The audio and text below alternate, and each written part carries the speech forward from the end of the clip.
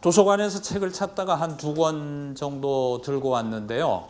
하나는 김성수 교수님 책, 우리 합신에 오래 가르치신 김성수 교수님 책이 해 아래는 새 것이 없나니는 하는 제목으로 아마 전도서 설교한 걸 책으로 내신 것 같아요. 꽤 오래됐고 여러분 선배님들이 굉장히 좋아하는 교수님이신데요. 해 아래는 새 것이 없나니.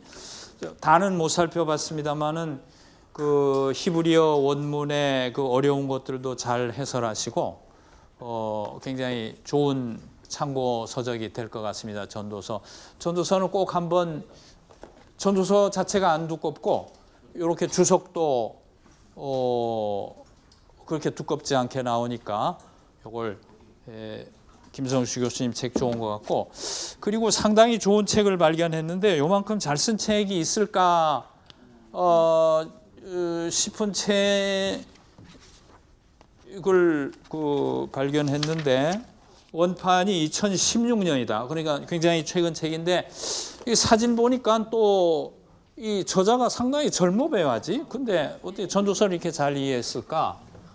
데이빗 깁슨. 네, 우리 번역은 인생 전도서를 읽다 이렇게 번역을 했어요. 인생 전도서를 읽다. 원 제목하고는 상관없이 번역을 했는데 원 제목은 Destiny, Learning to Live by Preparing to Die. 죽음을 준비함으로 사는 것을 배운다. 이렇게 돼 있어요. 또 죽음에 대해서 아주 잘 다뤄놨어요. 자기는 죽음이 두렵지 않대.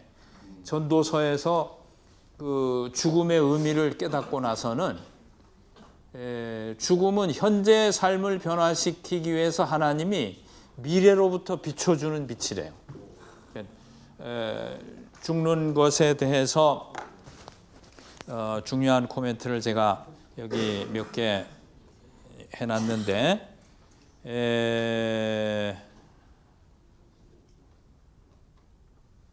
미래의 죽음은 현재의 삶을 완전히 무의미하게 만들기는커녕 하나님이 삶을 변화시키려고 현재에 비추시는 빛이다.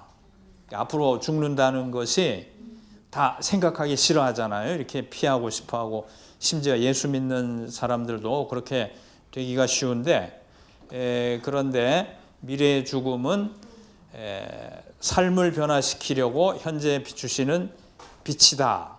죽음은 우리가 철저히 삶을 즐길 수 있게 해준다. 죽음을 준비할 때에만 곧 우리는 어떻게 살지 배울 수 있다. 사실 죽음에 대해서 자꾸 회피하니까 자기 부인도 어려운지 몰라요.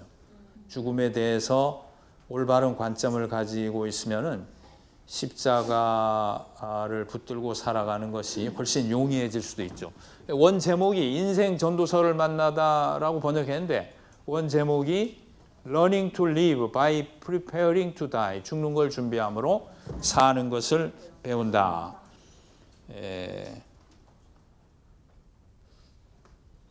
죽음은 인생 여정의 의미를 밝혀주는 목적지이다. 지금 살아가는 것의 의미를 밝혀준다는 거예요. 살고 있다는 건 피할 수 없는 사실인데 이 사실을 의미 있게 해주는 것이다. 전도서는 마지막을 염두에 두고 우리의 우선순위와 목표, 프라이어리티하고 골, 우리의 가장 중요한 열망과 가장 깊은 욕구를 빚으라고 요청한다. 마지막을 염두에 두고 현재의 프라이어리티와 열심히 추구하는 욕구 이런 것들이 무엇이 돼야 되는지 빚어야 된다는 거예요. 죽을 준비가 되었을 때만 정말 어떻게 살지 배울 수 있다. 이것이 이 책을 끌어가는 주요 주제인 것 같은데요. 한 챕터 한 챕터를 굉장히 잘 다뤘어요. 제가 전도서 주석으로 이런 게 있겠나 싶었는데 하나 찾았으니까 데이빗 깁슨 인생 전도서를 읽다. 복 있는 사람에서 나왔는데요. 이런 거 한 권은 구하실 수 있으면 좀 구해보시면 좋겠는데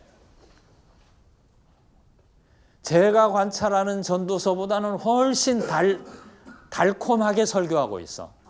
그냥 상당히 그냥 기독교 설교와 좀 빨리 만들어 버리는 것 같아. 이제 고민을 조금 더 했으면 좋겠는데 그건 아쉬운 점이야. 사탕처럼 너무 달어. 그게 유감인데 그런 거 빼고는 굉장히 통찰력 있게 잘 다루고 있습니다. 그러니까 이 책 저 책 많이 보시고요. 데이빗 깁슨이 또 추천하는 책이 있는데 NIV 어플리케이션 커멘터리 하는 거 있죠. 예, 여기에 아이안 프로방이 전도서하고 아가서 주석을 쓰고 있는데 이것도 한번 보시기 바랍니다. 굉장히 쓸만한. 근데 말이 많아. 이 NIV 어플리케이션 시리즈는 좀 말이 많은 게 흠인데 이렇게 한 3권 정도 추천드리니까 한번 전체 해석하는 해석 원리는 저하고 이렇게 좀 같이 배웠으니까 그런 걸 생각하고 주석을 읽어도 막 고민하면서 읽어야 돼. 하여간 전도서는 그냥 좀 머리에 쥐가 나. 그냥 하여간에 어려운 책이에요. 네, 그래서 이런 책들을 한번 참고하시기 바라고 저도 최근에 찾아보고 상당히 괜찮다 이렇게 생각이 듭니다. 자크 엘룰의 리즌 포 빙 그것도 아주 명저니까 고전이니까 이렇게 방학 같은 때 쭉 읽어보시고요. 존재의 이유 이렇게 번역이 되어 있습니다. 자크 엘룰 ELLUL 제가 지난번에 써드렸습니다. 예. 자, 우리 4장에서 한 2가지 정도는 번역의 문제를 짚고 넘어가야 될 부분이 있습니다. 그것 중에 우선 하나가 4장 4절 번역이고요. 4장 4절 번역이고 또 하나는 4장 15절과 관계시켜 가지고 이 13절에서 16절의 스토리가 등장인물이 몇 명이냐 그걸 좀 결정해야 돼. 번역이 만만치 않아요. 하여간 원문 보면 굉장히 이렇게 재밌는 게 많은데 4장 4절 한번 보세요. 4장 4절 우리 번역에 내가 또 본즉 사람이 모든 수고와 모든 재주로 말미암아 이웃에게 시기를 받나니 이것도 헛되어 바람을 잡는 것이로다. 이게 무슨 말이에요? 시기 받는 게 왜 헛되고 바람 잡는 거죠? 근데 이 번역은요, 우리 개역개정이 조금 많이 오역인 것 같아요. 4장 4절은 시기를 받는다가 아니고 내가 모든 일과 그 일의 모든 재주를 보니 그 문제점이 뭐냐면은 열심히 수고하고 일하는데 모든 재주를 동원하는 그 열정이 인간이 친구에게 가진 시기심에서 오는 것이다. 그 말이에요. 자기가 시기를 받는 게 아니고 이 일하는 사람이 시기심을 가진 거야. 그러니까 번역이 거꾸로 됐죠. 그러니까 내가 막 수고하고 막 일에 우리 번역이 뭐라고 돼? 나 4장 4절 모든 수고와 모든 재주로 말미암아 일의 스킬 수고 토일이고 모든 재주라고 했는데 재주는 스킬 오브 더 워크 일의 그 재주. 그러니까 많이 수고하고 모든 재능을 쏟는데 그 쏟아서 성취한 것 때문에 누구의 시기를 받는다는 뜻이 아니고 이 수고와 모든 재주를 이제 투자하는 그 투자가 사람 마음 속에 있는 시기심에서 나온 거라고. 그러니까 뜻이 반대죠. 예. 그러니까 전도서는 사람의 마음을 예리하게 관찰하고 있는 거예요. 세상도 관찰하고 사람 마음도 관찰하고 너의 불행이 어디 있느냐? 왜 이렇게 세상이 뽀얀 해벨천지냐? 사람 마음의 시기심 때문에 온 것이다. 그 말이에요. 키나트 이시 메레후 이렇게 돼 있거든요. 친구를 향한 사람의 시기심.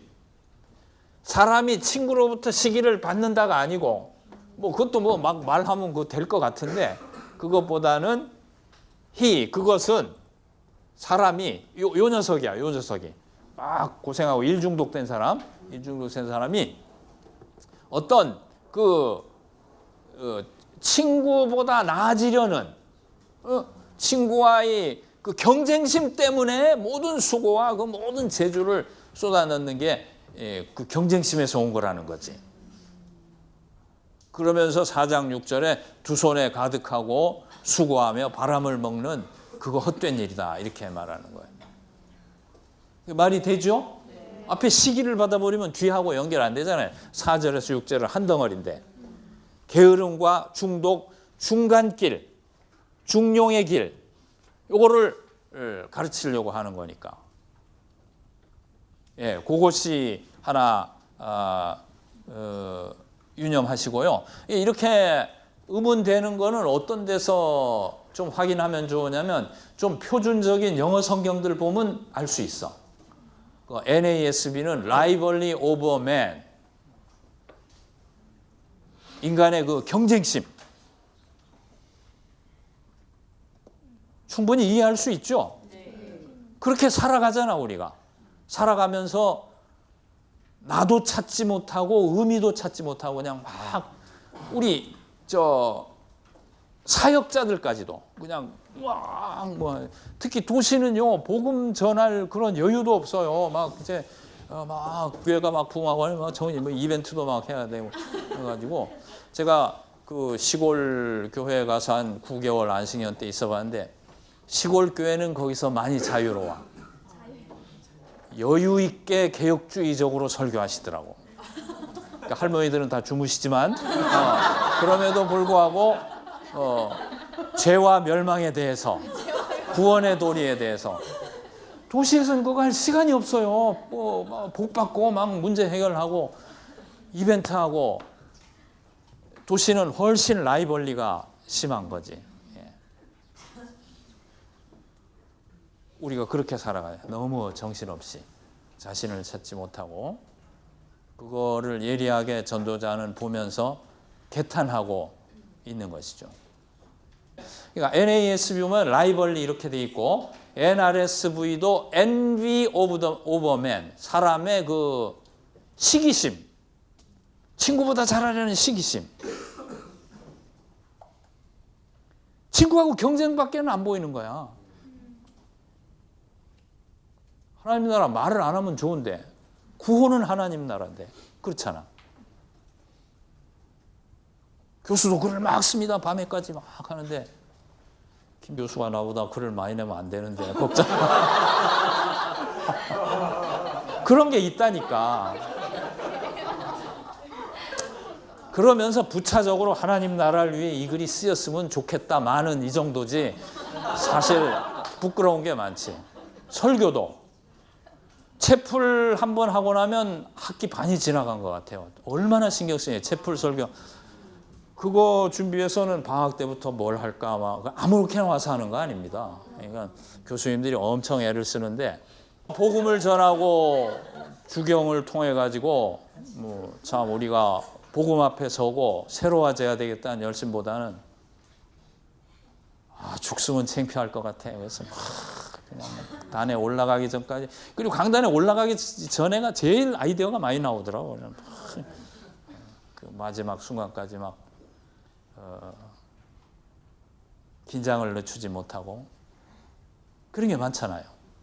제가 그 주일학교 봉사할 때는 목사님 주말이면은 각 부서별로 유년부, 초등부, 중등부에 몇 명 모인 걸 다 써놓게 돼 있어. 그리고 회의를 해.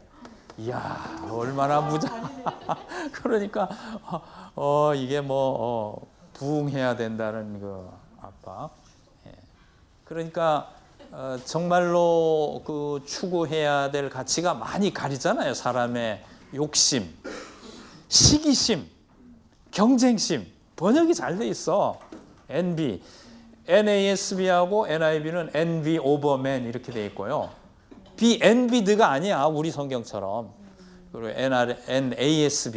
NASB는 제가 많이 추천하는데요. rivalry over man. 그 경쟁심 때문에 그렇게 된다. 그러니까 그 영어 성경을 좀 의문 나는 거는 좀 찾아보면은 원문 해석에 가까이 할 수 있습니다. 뭐 김 전사님. 왜 여성 단수 대명사로 받는지 여성 단수 대명사로 받는 거. 다 남성 명사로 맞추는데 그게 라이티아니에트 아말 기슈론. 그러니까 이것은 아마 어떤 일이나 상황, 정황을 받을 때는 여성으로 많이 받아요. 이것 해가지고 받을 때 이렇게 막 수고하고 재능을 쏟고 하는 그런 정황, 상황. 물론 남성으로 받을 수도 있는데 여성인 경우가 많은 것 같아요. 그거는 꼭 히브리어만 아니고 헬라어나 다른 데도 좀 그랬던 것 같은 생각이 드는데요. 그렇게 됐고, 그 다음에 마지막으로 13절에서 16절 한번 가보면요. 13절에 16절 가보면, 자, 제가 원문에 어떻게 말하고 있는지 한번 읽어볼 테니까 우리 성경 번역하고 비교를 해보세요.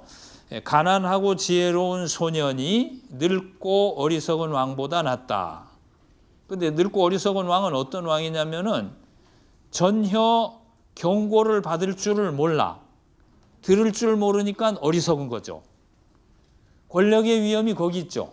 처음에는 순수한데 나중에 가서는 전혀 안 들어서 감옥에 가시기까지도 안 들을 수도 있는 거고 참 무서운 거예요. 그런데 그 소년은 감옥에서 나왔어. 그래서 왕이 되었다. 그 왕국에서 가난하게 태어났지만 가난하게 태어난다가 감옥에 갔다가 왕이 됐어. 뭐 요셉인가 뭐 하여간에 그렇게 됐어요. 그러니까 정치범이었던 모양이지. 뭐 중고등학교 때부터 운동권이었는지 어떻게 이렇게 갔다가 결국은 왕이 됐어. 국민적인 인기가 있어야 대통령이나 왕이 되는 거죠. 이건 감옥 정도는 갔다 와야 되는지 모르겠는데 굉장히 어렵다면 어려운 상황이지만은 그 어려움을 뚫고 왕이 됐잖아요. 자, 거기까지 좋습니다. 그래서 젊은 왕이 됐어요. 늙은 그 왕은 이제 퇴위했겠죠. 그런데 그 15절 보니까 또 한 가지 관찰을 합니다. 하여간 여기도 또 라이티 이렇게 전도서는 관찰하는 책이야. 관찰. 내가 보니, 내가 생각하니, 돌이켜 보니 전부 관찰하는 건데요. 보았는데 그 살아있는 모든 사람들을 보았는데 해 아래 길게 줄을 선 사람을 봤다고 했어. throng. 해 아래에서 길게 줄을 선 사람들. 권력자에게 줄된 사람들이라고 할 수 있어요. 또는 여론조사에 그 누구를 찍어주는 사람들, 이렇게 줄 선 사람들을 보았는데 그 길게 줄 선 사람들이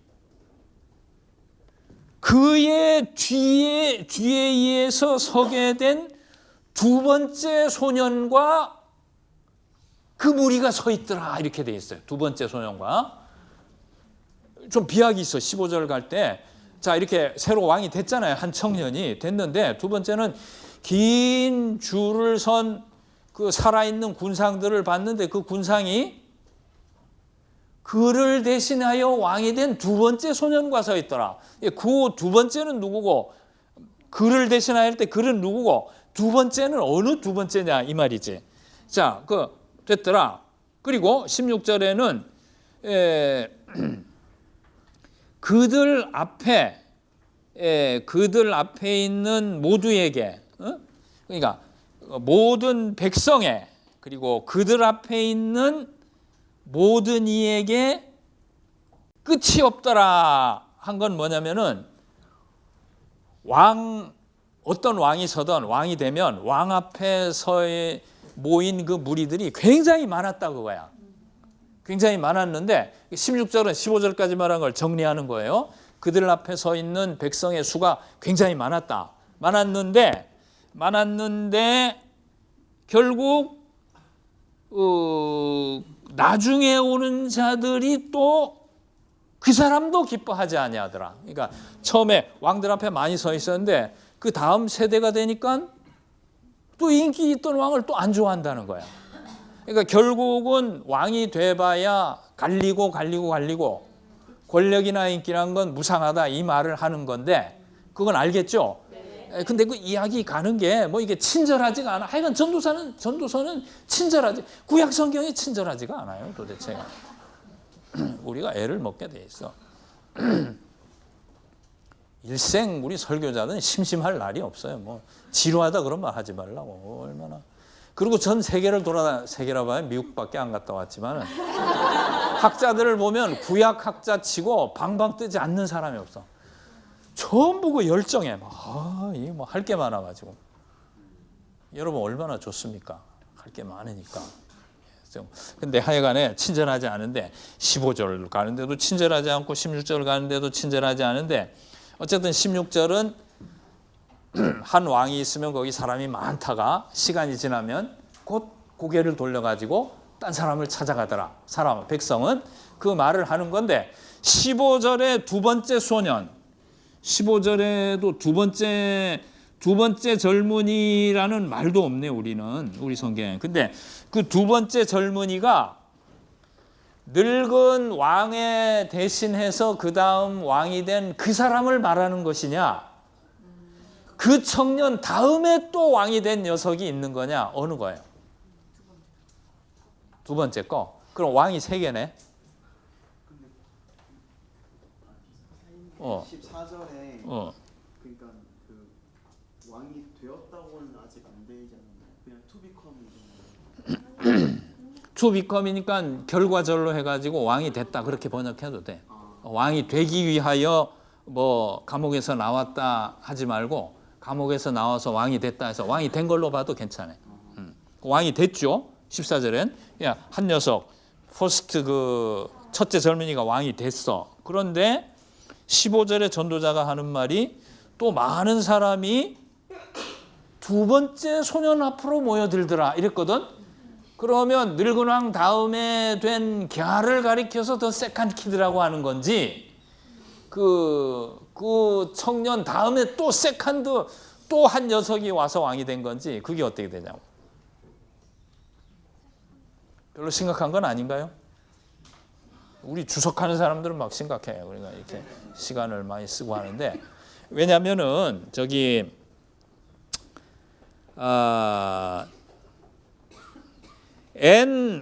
NRSV는 two kings예요. 왕을 둘로 보고 있고 NASB는 three kings, 왕을 셋으로 보고 있어. 그러니까 15절의 세컨드 키드가 처음 왕이 된 녀석 말고 또 왕이 된 녀석을 말한다고 보네. NASB가 우리가 사랑하는 NASB는. 근데 NRSV 약간 리버럴한 쪽에 지만 그러나 대체로 충실한 NRSV는 그냥 왕이 된 젊은이를 그냥 다시 한번 세컨드 키드 이렇게 말하고 있어요. 근데 키드인데 세컨드 키드니까 하나 더 있는 게 맞는 것 같지? 원문은. 그러니까 왕이 세 개인 셈인데 우리는 이것저것 좀 불분명한데요. 그러니까 만약에 NASB를 따른다면 늙고 어리석은 왕을 대신해서 감옥에서 한 청년이 나와가지고 확 국민적인 인기를 얻어야죠. 왕이 되려면. 왕이 됐어요. 감옥에서 나왔다. 근데 아무 말도 없이 15절에 가서는 또 다른 녀석이 나타나서 그 줄 섰던 사람들이 다 거기 가버렸다는 거지. 그러니까 그렇게 말하는 것도 14절, 15절이 굉장히 허망하게 느껴져요. 뭐 왕 해가지고 뭐 해본 것도 없는데 무슨 수도를 옮긴 것도 아니고 4대강을 한 것도 아니고 아무것도 없이 그냥 그러니까 세 번째 왕이 나타나는데 사람들이 전부 거기 가서 줄 서고 있는 여론조사에도 거기다 막 투표도 거기 해주고. 그리고 16절 하는 말은 왕이란 사람들 앞에 줄이 많이 서 있더니 조금 지나면 그를 즐거워하지 아니하더라. 굉장히 허망하죠. 진행하는 게. 그런 문제점이 있습니다. 그러니까 두 왕이냐 세 왕이냐 이 원문 자체가 상당히 불친절하게 나가기 때문에 파악하기가 어려운데요. 그런 두 가지 큰 그 해석의 어려움이 있는 것을 보면서 조금 이제 본문을 살펴보려면 여기까지 무슨 질문 있으세요? 이 젊은이를 아까 요셉으로 이제 생각하기도 하고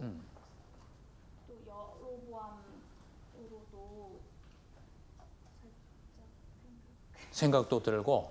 그러니까 여로보암도 솔로몬 때그 한번 이집트로 이렇게 도망갔다가 그래서 이제 여로보암으로 이렇게 추대가 됐는데 그 다음에 또 다시 르호보암으로 이렇게 여로보암이 그렇죠. 애굽으로 갔다가 와서 북왕국을 창설했죠. 북왕국을 창설했지만은 또 얼마 못 가서 쿠데타가 일어나 가지고 다음 왕으로 넘어갔지. 예, 솔로몬에게는 르호보암이 그냥 있었고 그런 역사적 상황을 염두에 뒀을 수 있죠. 예. 허망한 거지. 여로보암이 뭐 굉장히 국민적인 인기를 얻고 해외 문물 미국 유학해가지고 딱 학위 같은 거 받고 와가지고 딱 해가지고 이제 왕이 됐는데 북왕국은 9왕조에 걸쳐 8번의 쿠데타가 일어나잖아요. 여로보암 그 자식인가 자식까지 왕하고는 쿠데타가 일어나서 죽잖아. 또 그 다음 쿠데타 이렇게 뭐 시무리 오무리 하면서 또 바로바로. 그러니까 북왕국은 불행의 역사죠. 계속 피로 역성혁명이 일어난 거지. 남왕국은 그래도 솔로몬 자식으로 쭉 갔지만, 그러니까 왕을 세워가지고 기치를 높여보니 뭐 하냐고. 금방. 그리고 여로보암이 왕이 된 다음에 늘 두려워한 게 그거잖아요. 국민들이 다 남쪽으로 가버리지 않을까. 예루살렘에 예배하러 가고 싶을 거 아니야. 그러니까 단과 베델의 성소를 만들었잖아요. 그것도 2개를 만들었지. 성전은 꼭 하나일 필요가 없다. 그런 메시지를 주기 위해서 2개 만들고. 계절도 좀 늦춰가지고 덜 바쁜 때 하고. 이제 그 줄 선 사람들이 옮겨갈까 봐서 계속 두려워한 거지. 백성들의. 옛날 왕정이라고 하더라도 백성들의 여론이 두려웠던 건 마찬가지였던 것 같아요. 직접 투표만 안 할 따름이지. 그런 그 역사 속의 인물들을 좀 염두에 두면서 썼을 가능성은 있죠. 예. 요셉 경우도 염두에 뒀을 수가 있고. 자, 그러면요. 한번 1절을 다시 보게 되면 1절 보게 되면은 자, 내가 보니 해 아래에서 일어나는 억압을 보았다. 그 억압받는 자는 눈물을 흘리지만은 그에게는 그를 위로할 자가 없고 억압받는 자의 손에는 큰 힘이 있지만은 그것을 위로할 자가 없다. 근데 이건 인류 역사에 많이 보는 것이고요. 언제나 역사에 일어나는 일이죠. 근데 그 2절에 하는 거 보면은 2절에 나오는 말은 지금까지 살아있는 사람보다 오히려 이미 죽은 자가 낫고 그 다음에 이 산자나 죽은 자보다 아예 한 번도 태어난 적이 없는 자가 더 나은 것은 왜냐하면 내가 해 아래에서 행해지는 악한 일을 보기 때문이다. 그렇게 말합니다. 그러니까 억압하는 자와 억압받는 자의 그 상황이라는 것은 눈 뜨고 볼 수 없는 상황이라는 거지. 그러니까 이건 아예 안 본 사람이 좋다는 거예요. 죽어서 안 본 사람. 죽어서 안 본 사람도 살았을 땐 봤을 거 아니에요. 그러니까 아예 안 태어난 사람. 그 사람이 제일 좋다. 그러니까 수사가 아주 극단적으로 가고 있습니다. 그러니까 전도자가 이 사회를 보면서 하는 고민은 선지자들 못지 않아요. 선지자들도 굉장히 역사에 대해서 괴로워했잖아요. 역사 의식이라고 할까? 사회의 의와 정의가 시행돼. 그러니까 이스라엘 선지자들의 위대한 점은 그거죠. 구약 성경의 위대한 점은 그건데 역사를 항상 그 의의 통치라는 이 중요한 기준을 가지고 봤다는 거지. 그냥 뭐 힘 있는 자의 논리다. 뭐 모택동처럼 무슨 권력은 총구에서 나온다. 그런 말은 하지 않는 거지. 그건 역사의 그 현실을 말하는 걸 수는 있지만은 이런 큰 당위에 대해서는 말하지 않는 것이니까. 어쨌든 고민이 선지자들 못지않게 심각했던 것은 우리가 알 수 있습니다. 예. 자, 그러면 죽은 자가 더 낫다고까지 말한다는 것은 아주 깊은 탄식이죠. 예. 그런 그 사회의 그 권력의 남용, 폭정과 억압 이런 것들이 보기에 너무 고통스러웠던 거예요. 내가 보니 악한 일이라고 그랬거든. 전도자가 쓰는 단어 중에 헤벨은 보편적인 불평의 언어이고 사실 정확하게 인생이나 역사에 대해서 해석하는 말은 악하다는 말이야. evil 악하다는 건데 여기도 하마세 하라 악한 일이다. 그래서 이 전도자의 그 중심 그 사상에 대해서 잘 알 필요가 있습니다.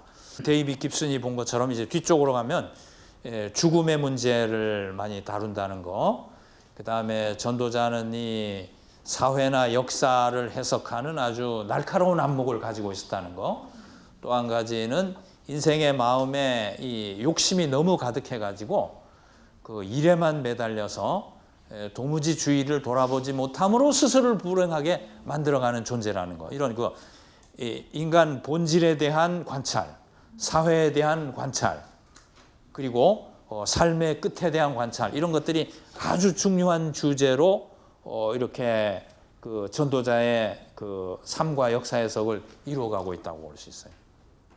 칼빈도 그렇게 말했죠. 칼빈도 기독교 강요 2권 3장에서 인간을 마음의 욕망으로 말미암아 열렬히 악을 지향하는 존재 이렇게 정의를 했어.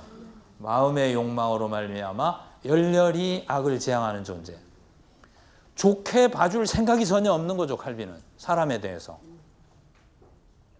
그래서 우리 칼비니스트들 개혁주의자들은 자기 성찰에 있어서 제일 유리한 고지에 있는 사람들이 이렇게 철저하게 자기 반성을 하는 신학 시스템이 없는 줄 압니다.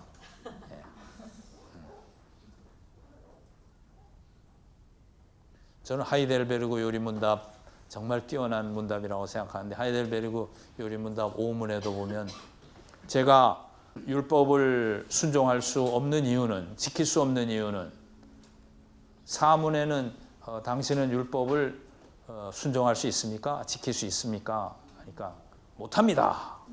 답도 아주 뻔뻔해 그냥 바로 못합니다. 5번 왜 그런가요? 하여간 4, 5번이 제가 이유를 말할게요. 왜냐하면 나는 하나님을 미워하고 내 이웃을 미워하기 때문입니다. 참 탁월해요, 탁월해. 우리는 하나님도 조금 사랑하고 이웃도 좀 사랑한다고 생각하는데 사실은 우리의 본질은 I have natural tendency 그런 본질적 성향이 있습니다. natural tendency to hate God and to hate my neighbor. 하나님을 미워하고 너무 노골적이지. 미워하고 내 이웃을 미워하는 자연적인 성향 때문에 그렇습니다. 근데 그런 그 성향에 막 자기를 그러니까 사장이 지금 집중하는 건 뭐냐면은 인생 여러분 당신의 문제가 뭔지 압니까? 나라는 이 단음절 단어예요. 그렇게 말하고 있는 거예요. 나 해가지고 하나님도 미워하고 이웃도 미워. 나 해가지고 라이벌리 내 성취만 하려고 그 욕망에 휩싸여서 결국은 그것이 자기를 불행하게 하는 것이다. 그럼 깊은 데서 전도자는 나를 극복하고 욕심을 내려놓고 중간길, 우리를 생각하고 나누는 삶 이렇게 가면 사실은 인간 문제가 치료된다는 거지. 이야, 단순한데요. 좀 시간을 두고 좀 많이 묵상하면서 이렇게 사실은 그것은 성경 전체가 가르치는 거하고도 이렇게 연결되잖아요. 참된 지혜를 가르치는 거지. 이렇게. 오케이. 예. 그래서 이렇게 그 아주 심각한 좌절을 하고 있습니다. 역사를 관찰하면서 인생에 대한 관찰을 하는데 여기 억압이라는 것도 사실은 권력을 가진 사람의 나중심의 이 권력 확장 때문에 무리한 억압을 하는 거잖아요. 그러니까 어떻게 보면 억압이라는 것도 우리를 잊어버린 인간이 갖게 되는 현상, 나에만 집중한 인간이 갖게 되는 현상을 개탄하는 거라고 볼 수도 있어요. 그러니까 인간 본질에 대한 반성 더하기 소셜 크리티시즘 이렇게 섞여 있는 거죠. 앞에 게 억압과 억압받는 자, 그리고 위로할 자는 없고. 위로를 어떻게 하나요? 괜히 도우려고 갔다가 나도 칼 맞을지 모르는데 다 나만 살이는 거지. 그런 거요. 사회가 산다는 게 무서워서 말 못하지. 그러니까 그게 그 꼬라지가 너무 보기 싫다는 게 견딜 수 없다는 거예요. 사실은 사회 모순은 일일이 예를 들면 뭐 우리 기분이 다 상하니까 제가 말 안 하겠습니다만은 정말로 보기 너무나 보기 괴로우니까. 우리 한반도에 일어난 근대사만 봐도 그렇잖아요. 뭐 이렇게 국내 문제만 아니라 국제 정세하고 이렇게 연결시켜가지고 괜히 약한 나라에 와가지고 왜 300~400만이 그냥 죽냐고, 이 땅에 사는 사람. 이데올로기 전쟁을 하는데 질문을 하지 않으니까 넘어가는 거지. 그러니까 생각하면은 정말로 볼 수가 없는 거잖아요. 선지자처럼 예리한 양심을 가지고 있기 때문에 전도자는 그걸 못 견디겠는 거야. 그냥 아예 나지 않는 사람이 좋겠다, 이렇게 탄식을 하는 거죠. 역사비평. 그러면서 인간의 본질로 돌아와서 4절에 보면 사람이 열심히 수고하고 뭐 자기가 가진 재주를 다 쏟아가지고 뭐 재능 일생을 살아도 몇 프로 안 쓴다는데 뭐 조금 더 재능을 써가지고 막 성취한다는 게 키너아트 이시. 저는 제일 좋아요. 전도서 중에서 키너아트 이시. 모음도 찍어드릴게요, 그냥. 키너아트 이시. 예. 해 하면 이제 질투잖아요. 카나의 피엘이 비젤러스, 질투하다 말이거든요. 이 단어는 상당히 그 격렬한 단어예요. 하나님이 질투하는 하나님이지. 질투하는 하나님이라는 거 우리를 향해서 배타적으로 사랑하시는 분이지. 그때는 굉장히 뜨거운 단어 아닙니까? 굉장히 강렬한 단어. 우리를 향했을 땐 좋아. 근데 사람이 친구보다 나아지겠다고 이 격렬한 마음을 가지는 거는 모든 죄악의 뿌리가 되는 거예요. 돈을 사랑하는 것이 1만 가지 죄악의 뿌리라. 디모데전서 6장 10절. 돈을 나쁘다고는 안 했어요. 돈을 사랑하는 것이 일반악의 뿌리라고 했어요. 돈을 이게 전부 키너아트 이슈. 여기서 온다. 아까 말씀드린 대로 이것은 잘 생각해 보면 사실 나를 객관화시키고 여유를 갖게 만드는 점이 많습니다. 하나님 나라나 무슨 이렇게 하나님 영광 위해서보다는 내 욕심인 경우가 너무 많잖아.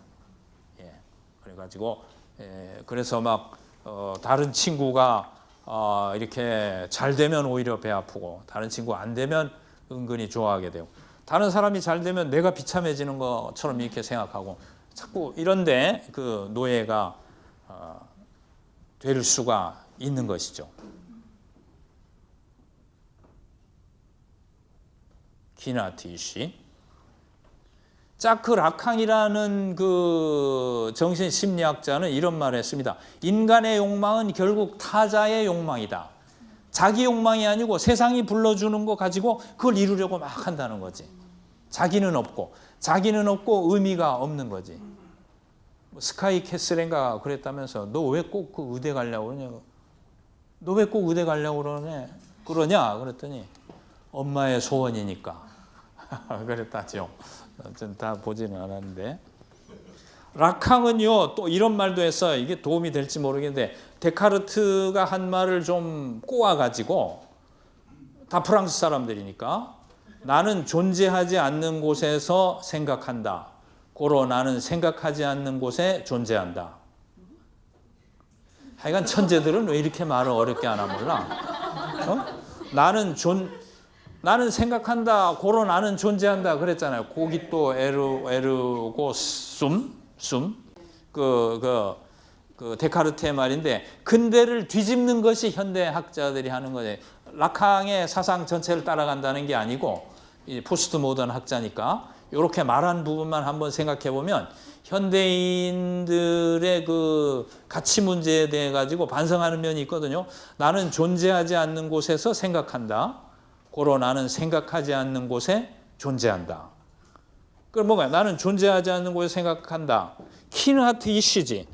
내 의미와 실제와는 상관없이 막 사람의 욕심에 사람의 욕망에 휩쓸려 가지고 막 생각하는데 고로 나는 생각하지 않는 곳에 존재한다.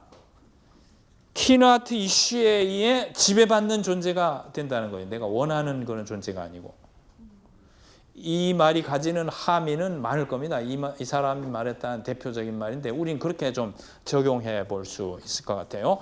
그래서 욕심이 나를 지배함으로 말미암아 진정한 자아도 진정한 의미도 생각할 겨를이 없는 그런 인생이 되기 십상이다. 그런 말이죠. 그래서 게으른 쪽도 가지 말고 과도한 경쟁으로 몸을 상하고 마음을 상하게 하는 쪽도 가지 말고 전도자가 권하는 것은 6절 톱 멀로 카프 나하트 평온 나하트란 말은요. 한 손에 가득하고 평안한 것이 영혼의 안정을 얻는 것이 멀로 호프나임 두 손에 가득하고 아말과 로우트루아흐 수고와 바람을 먹으면서 두 손에 가득한 것보다 낫다. 우리 아직 청년 시절이라 뭘 막 이루어야 될 게 앞에 있어서 이게 좀 잘 가슴에 안 와닿죠.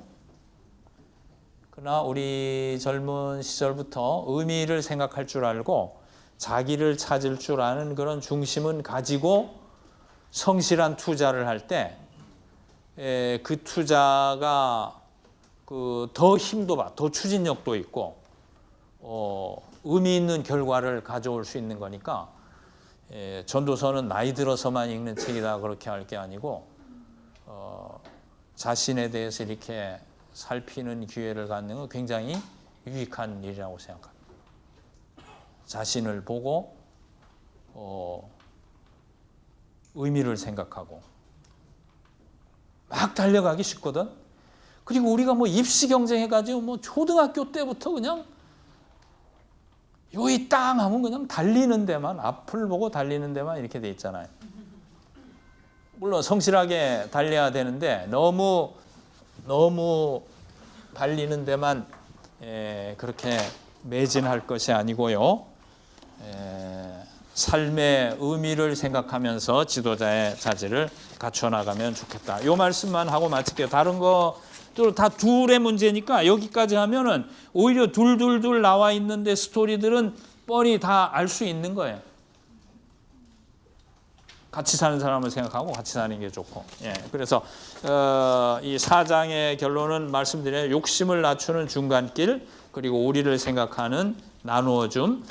자, G.K. 체스터톤이라는 사람은 넉넉하게 소유하는 데는 길이 두 가지 있다. 하나는 더욱더 많이 축적하는 것이고 다른 하나는 뭘까요? 그러면 다른 하나는 덜 욕망하는 것. 이렇게 하면 행복할 수 있다.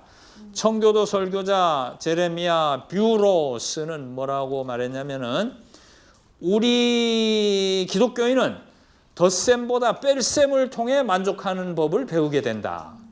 우리 자신의 갈망하는 것을 우리는 무엇이든 가져야 된다고 생각하지만 그러니까 우리 재산이라는 게 우리 욕망 수준만큼 상승해야 돼. 재산이나 명예나 권력이나 이런 것이. 정말로 그렇게만 보고 살아온 게 보면. 하지만 그리스도인들에게는 또 다른 만족의 길이 있는데 그것은 재산에 맞추어 욕망을 낮출 수 있는 것이 그리스도인들이고 따라서 덧셈만 아니고 뺄셈을 통해서 만족을 얻을 수 있다. 디모데전서 6장 6절에서 10절 보면 자족하는 마음을 가질 것, 받은 것을 족한 줄로 여길 것, 돈을 사랑함이 일만하게 뿌리고 그것이 자기를 찔렀다 하는 말이 있습니다. 그래서 전도서 요 4장 공부가 탐욕에 찌든 인간이 갈 수 있는 불행을 이렇게 고발하면서 우리가 어느 쪽으로 치우치지 않는 중간길을 가고 중용의 길을 가고 그 다음에 우리를 생각하면서 나눠주는 삶을 참된 지혜로 가르치고 있다, 그렇게 생각이 듭니다. 한 학기 인내해서 들어주셔서 감사합니다. 감사합니다.